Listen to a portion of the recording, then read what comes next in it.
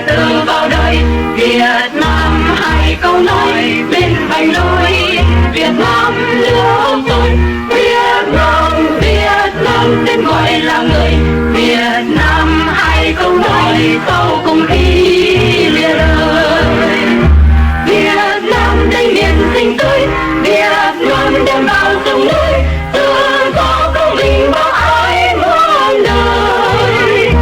Việt Nam không đòi sương máu, Việt Nam kêu gọi thương nhau, Việt Nam đi xây đắp yên vui dài lâu. Việt Nam trên đường cứ